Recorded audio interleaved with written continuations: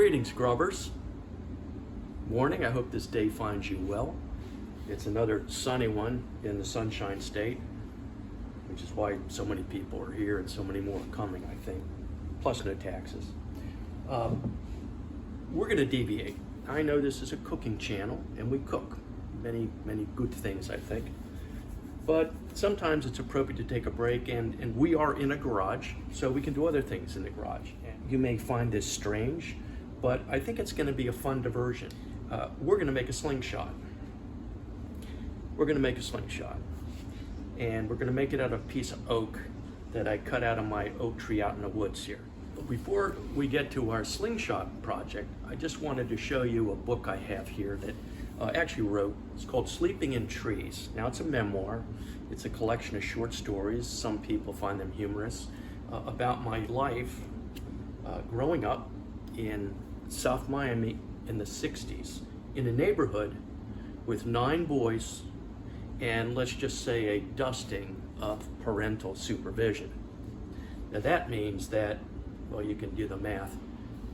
We got into a lot of stuff, and we got into a lot of crazy stuff. We were hellions. And it's really amazing that to this day, I am not aware of any of us being arrested, maimed, and certainly none have perished. In fact, all those years later, we're all still rocking and rolling. We're trucking along all over the country. The real reason I pulled the book out is because there's a chapter in here. And being that our theme this morning is slingshots, there's a chapter that's titled Of Catapults and Slingshots. And I'm sure that many of you have often wondered about the derivation and the history of the slingshot. I know, maybe not many, but if you have wondered and do wonder still, read the book. Anyway, just wanted to show you that. You can get it on Amazon. It's very inexpensive. I think we've sold, I don't know, maybe 10 copies. It's not going viral, and it's not going to be a bestseller, but the reviews are great. On balance, people really seem to enjoy the book. It's a quick read. My favorite review was by a gentleman who said, "This is 1 star. Give me 1 star to 5. And he said, "It's fake. It's not true. This is not a real book, because if these stories were real," he said, "the parents would be in prison and the kids would be dead." Didn't work out that way, did it, Mr. 1 star reviewer? Anyway, we're going to get to the important part, the fun part. We're going to make a slingshot in the garage. Back soon. But what we're going to do is we're going to go back in time. Knock the leaf off. Well, it is dead. To the 60s. And we're going to make some slingshots. It's not that hard, but it takes some patience, and you got to have the right materials. I made a slingshot once out of a pine branch, and when I pulled it back, the pine branch is snapped into my face, okay? You need hardwood. This is live oak. You could use beech, elm, maple. I think those are hardwoods. Don't use pine. Don't try it with bamboo. This is not going to happen overnight. First of all, we're going to clean these up. See these leaves? This isn't dead. It's got to dry out. So I'm going to start this video, get you going, but then we're going to have to wait a while till these dry out. So when I come back, I might have a different hairstyle, or it might be longer or something. You need a good, sharp, stable knife. There's a lot of ways to cut your finger off doing this. So there's certain methods and techniques that we're going to describe in quite detail. And if we're full disclosure, we're not responsible here at Garage Grubbing if you cut your finger off. Anyway, we'll be right back in a moment. Okay, welcome back. It's whittle time. And this is called whittling, by the way. Don't know where that came from. I should probably do some research. I think I will. We've got our knife, as I showed you earlier. 101 on whittling and carving with a very sharp knife. You generally always want to cut away from you, cut away from the body, obviously. Maybe it's not so obvious. I saw someone on a Survivor show. I could not even believe it. This woman was trying to make some kind of a stick to hold something up, like a prop for her tent, and she literally had this big knife and this stick, no gloves, anything, and she is trying to do this. And I'm saying, no, don't do this, don't do that. Yeah.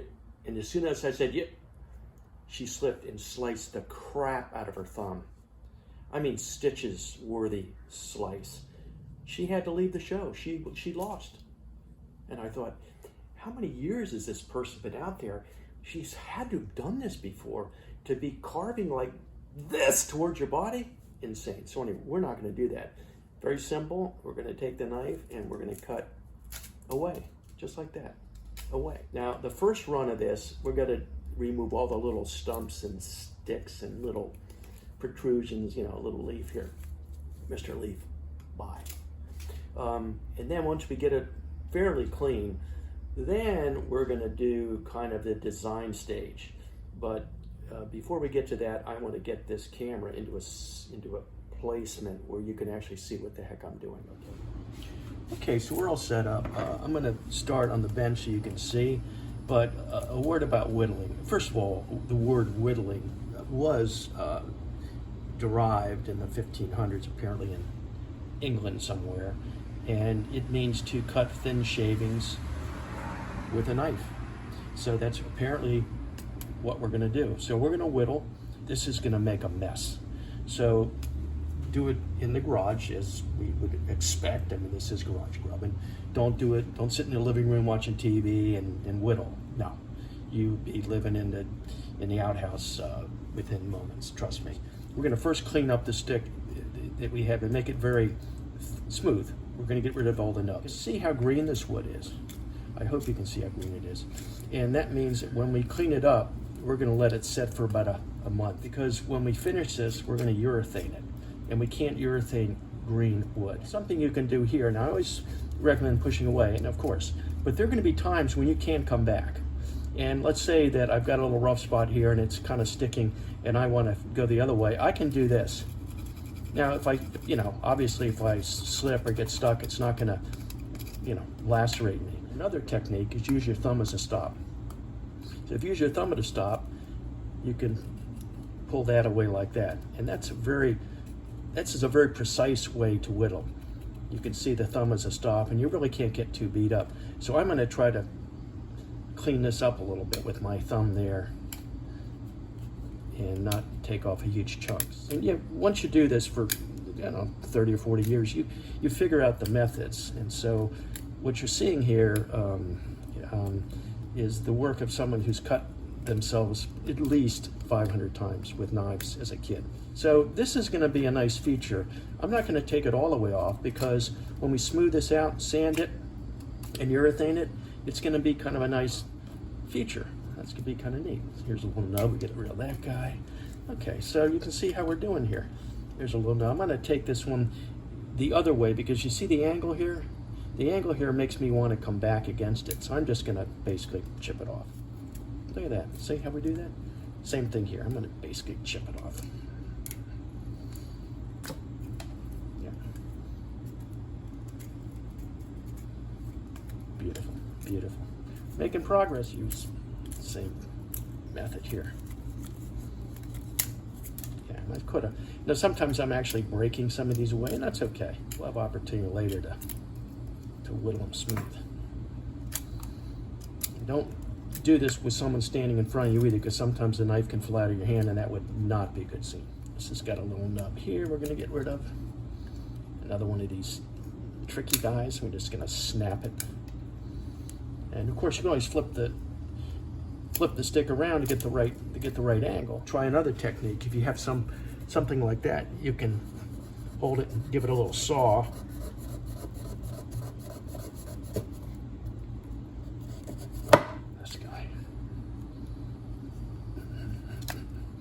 Yeah, there we go. That's going to be a nice feature when we clean it up. We only have one more little nubby. Bye-bye, nubby. Now this Slingshot right now, the handle's, I don't know, I think the handle is, I think I'm going to keep it like that. Now look at that. We actually, if you wanted, we could have a Slingshot right now. But I want it to be nice looking, and I want it to be durable and lasting, so I'm going to clean it up, and we're going to urethane it. I'm going to use a satin urethane. I'm not going to remove all this bark. I'm going to leave the bark on because that's going to help our grip. What I'm going to do though is I'm going to sand it and get a lot of the rough stuff off. I think it's going to be a nice slingshot, and the neighbors better watch out because, you know, I've taken out a few lights. I mean, that's what 10-year-old boys do. Give them a slingshot, guess what? Yeah, they're good at lights. I think we're good. So that's phase one. It took about 10 minutes. My film crew is, they're up on strike, actually. They didn't like the wages. I was paying them with the benefits. It weren't very good. That's it. No cuts. Now, a design technique that I want to use on this slingshot is I want the I guess the Y, the ribs, I don't know what you call these, but these things, bark free. So I want these naked, okay? So what I'm gonna do is start to remove the bark. I'm gonna leave, though, the handle all rough hewn with the bark on it, as I said earlier, for grip. So the way I'm gonna remove this uniformly on the Y, I make a line here, and then I just push out. And I can use my thumb to help push. And not too deep, we're just removing bark here. If you go too deep, it's gonna snap in half. Okay, well, this is literally gonna take a while, so we're not gonna film it, but I just want you to see kind of the technique we're using here. And you can also use this technique and you push with the other thumb. That's if you want to be more precise, because sometimes you get an area where if you really crank along, you know, kind of aggressively, you can take off a chunk you didn't want to take off. So you can just use your thumb and the angle and the levers to be more precise and refined in your whittling. So in about 15 minutes, you can see that one of these like spars is been denuded and ready for little filing and sanding. One thing you're going to probably get, which is a handy device, a couple things you should have anyway. It's good to have a little handsaw. These are fantastic. And some of those larger limbs, twigs that were really difficult, I could have easily used this. That would have been probably smarter, but I was just too lazy to grab it. So I did this, first of all, I kind of cleaned up the burrs and the little stragglers. They're like little fine hairs. And then I just got some basic sandpaper. I don't know what number. It's kind of a fine sandpaper. Then I just went up and down the bows. I'm going to call them bows. It's kind of like a bow and arrow with two. It's a bow and arrow. It is actually a bow and arrow. You just don't shoot arrows. Same concept. Same physics going on, and what those physics would be, I couldn't begin to tell you. I never had physics. But I know there's physics going on here. And when you get your hands involved, and your arms, your muscles, then you have biomechanics. It's a very sophisticated activity, shooting a slingshot.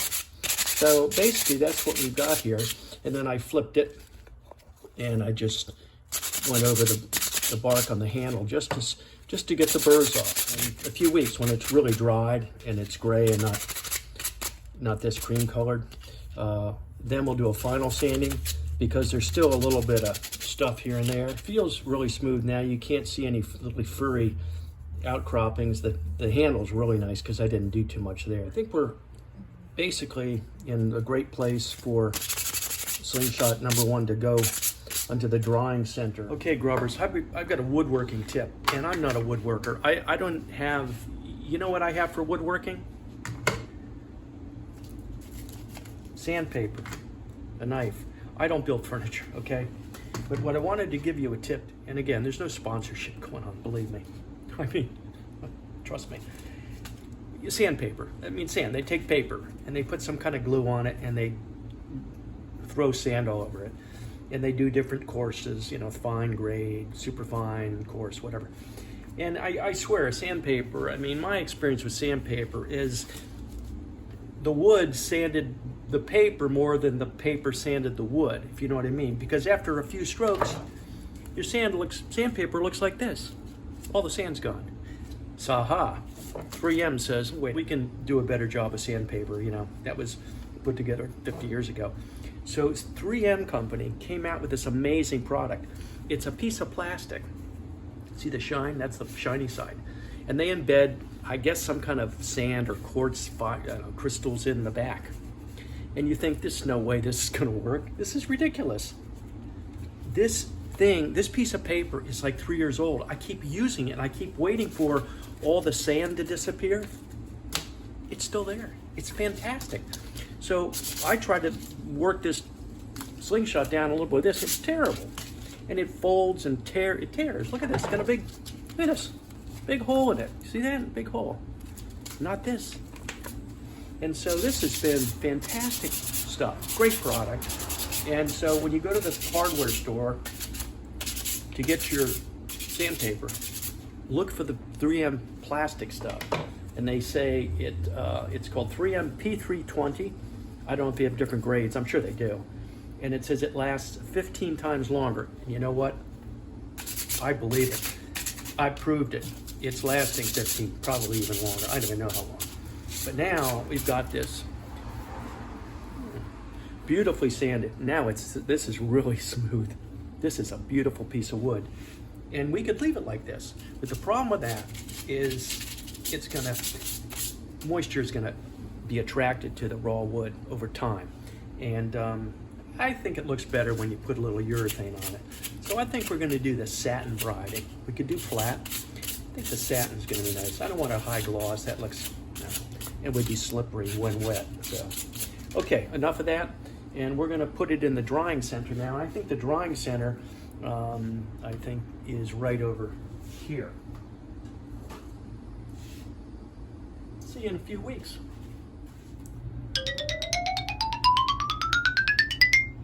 Okay, grubbers, while we wait for our frame, our Slingshot frame, by the way, that's what you call it, to dry for a few weeks, you want to collect a couple other items that you're going to need to complete the Slingshot project. Got a new car. I like it's red.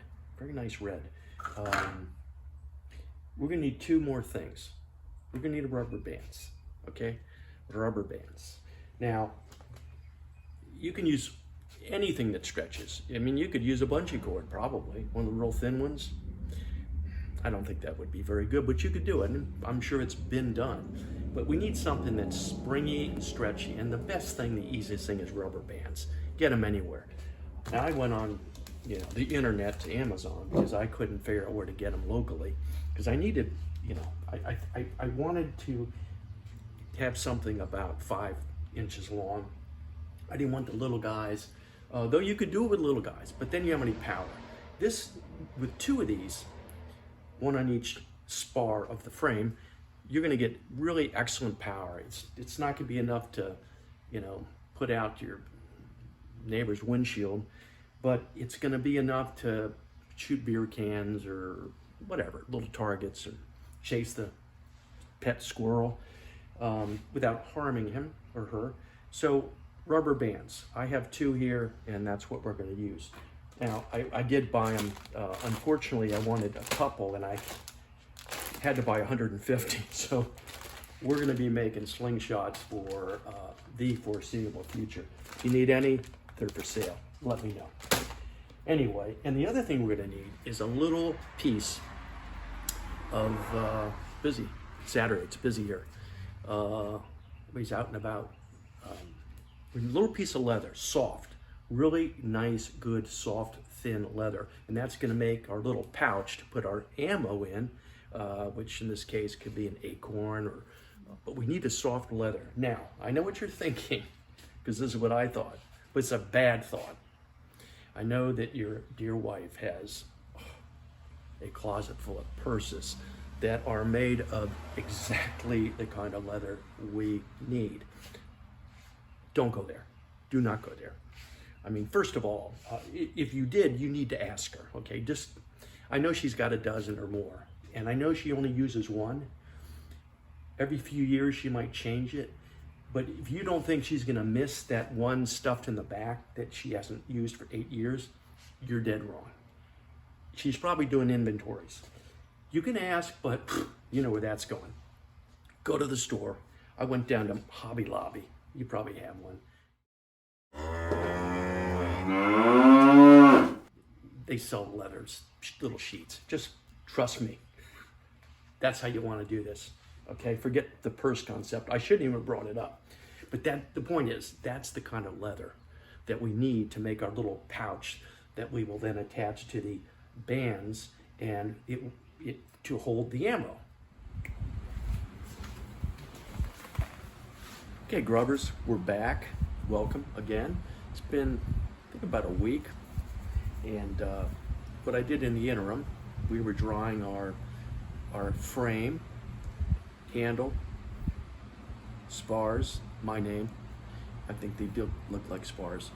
Lightly sanded it, removed the burrs. I took my spray urethane, gave it a few coats, gave it another light sand, because what happens when you hit it with the urethane, it causes any little like fibrous hairs that are kind of laying there to stick up. And you'll find after you put your first coat or two on, you run your fingers along it, you'll find little like barbs. Just knock those off, just real simply. Another shot and you're done. So we have a frame, finished, right? So, as you know, I went to Hobby Lobby, where they have anything you could possibly want, extremely expensive prices. By the way, never buy candy at Hobby Lobby. Hobby Lobby. It's double the price that you would get. Well, it's probably the same price as 7-Eleven, but any other store, it's double. So don't buy candy. I know it's tempting. You're waiting in line and you got all your stuff, arts and crafts, goodies, and don't buy their candy. Anyway, why are we talking about this? I bought a piece of leather. You saw it earlier. Just a piece of leather. It's great. It's thin. It's very supple. It smells good. So from that piece of leather, I cut this. Okay? It's about 2.5 inches. That's about the thickness of a finger, because you're going to be grabbing it with your fingers. And what you want to do next is punch 2 holes in the ends. Now you can use anything sharp. You can use a regular punch. I have an actual punch that cut those cleanly, but you don't need that. You just need to penetrate that somehow with something sharp. You could use a barbecue skewer, whatever. Now, you got that? Grab a band. Remember our bands? Yes. Good stretchy, real rubber, by the way, real rubber. So what you want to do is you pinch the end real tight and just push it through the hole. And it's going to stick through and protrude a little bit. Easier said than done. You'll get it. Once it gets through a little bit, you can grab it. Your fingernails, if you had fingernails, I of course chew mine off. My mother always said, don't chew your fingernails. Okay, so I got it. Pull it through, okay? You see what we did there? Now, take one loop, one end, push it through the other end, and do that, okay? We're halfway there. Do it again. Same thing, see that? Put it through the hole, the loop, pull. Okay, guess what we have? We have the sling part of the slingshot. Now you take your frame, okay? Frame. What you want to do, take this, fold it over, okay? See what I've done there? A little twisted. Fold it over and then fold that flat again. And what we've created, you see what we've created? It's the same thing we did here. And now we simply put it on the end of our spar and we give it a good yank. Now, as you shoot this, you're constantly tightening it. So it should stay fairly tight over time, but always check for safety reasons to make sure that it hasn't come loose, or it could come off and hit you in the eye. See how loose it is? Again, once you sink it down really good, it won't come loose. Put it around and cinch it down. And we have actually a fully functional slingshot. And of course, what you don't know is I've been busy in the garage making another one.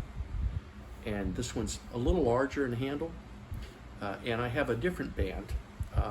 Instead of making one, I went out on the internet and I bought these. These are pre-made, they're latex, and all you do is put a double square knot on the end, wrap it around, knot it. They come with these little pouches. I don't really like these because they're very small, but they actually work really well. And so we've got Slingshot 2 that I made while you were probably sleeping or maybe working. See, this one's power is determined by the thickness of the band, and you can get different thicknesses. I got the light one because I don't want a super powerful slingshot. I just want one for, you know, a kid could use out in the yard, playing with his dog or whatever. So this is going to be a good one. This one, I think, actually has a little more power. This has a little more power. Oh yeah, yeah. I can feel the tension on that. That's called a dry shot. You can do it with a slingshot. Never do that with a bow and arrow. You'll break the bow. That's it. We're ready to get a target of some kind out there and go shooting. And I was thinking about the target. You know what we're going to use?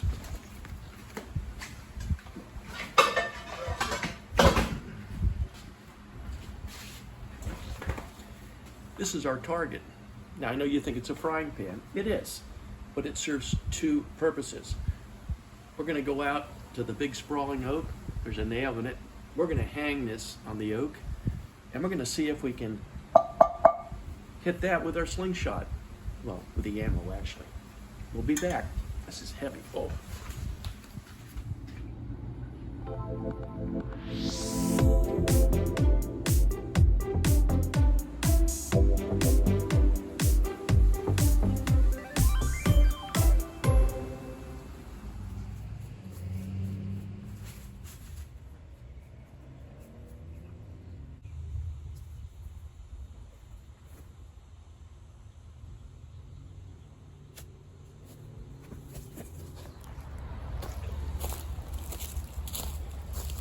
Let's see, after all this messing around, this actually works. It's a little biodegradable ammo. It's made out of hardened clay, and within 8 hours in moisture, it turns into mud, disintegrates. It's pretty green.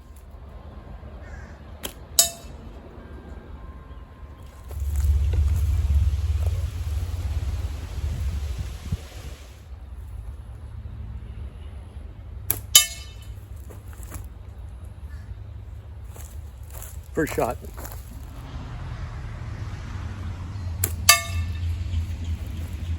Bingo. Works.